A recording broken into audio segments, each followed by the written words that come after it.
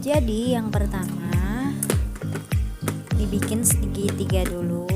Di sini aku pakai hijab yang segi empat ya. Aku bikin seperti biasa jadi segitiga. Terus aku ambil dari bagian ujung, aku tarik ke belakang. Terus ini aku pentul yang depan.